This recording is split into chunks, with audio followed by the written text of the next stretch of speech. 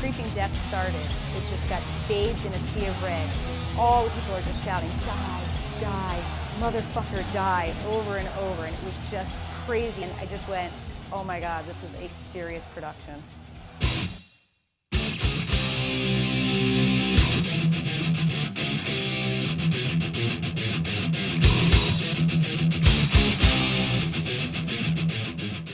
The video content was created as a joint project between KPX and ML Studio. We've worked on Metallica's tours before. The show designers approached us to make the video content for this tour, which is greatest hits of all of Metallica's previous live shows.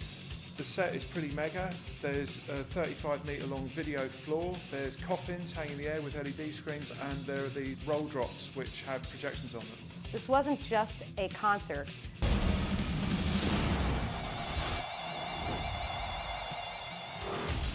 We were making something that would be seen in a 3D movie. The visual things are based on Metallica's lyrics. For instance, for whom the bell tolls, dying Spanish Civil War soldier being eaten by carrion birds. First one flew off, never saw him again. Creeping Death, a massacre happening off camera, throwing blood onto the stage. The crowd was just screaming, die, die, die. Probably one of the most incredible experiences I've ever had, and I've been doing this a while.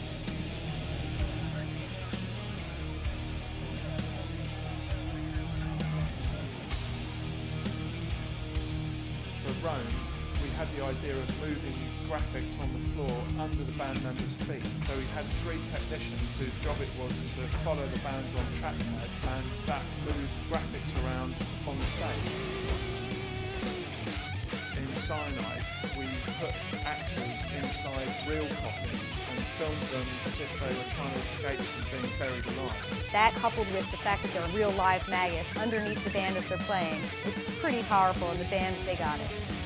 It was a very physically demanding role for the actors. We got a tape out of each of them, and some of them actually phoned me saying they had bruises the next day.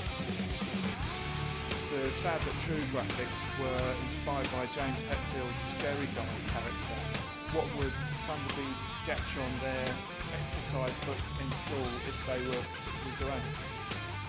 One of the highlights of the show is the roll drop look for one. We project a panoramic scene of a World War I battle, complete with soldiers, tanks, explosions. The band thought one was one of their favorites because they're literally in the middle of all the action. And then when that landmine cue hits, bam, all of a sudden the pus heads come out. It is Metallica everywhere. During rehearsals, James was like, I could almost not concentrate on playing. It looked great. You only realise the scale of the show when you get to rehearsals, and suddenly all these images you've been working with have just been blown up to epic proportions. We had an entire post-production facility set up at rehearsals with editors working around the clock to tailor everything to work just that little bit better for the show. The thing about a Metallica show is it's a total theatrical production, and our thing is just providing part of that experience, being part of this amazing team. You know, I've worked with Metallica for the last 12 years, and they're incredibly responsive and trusting, and I think the results show.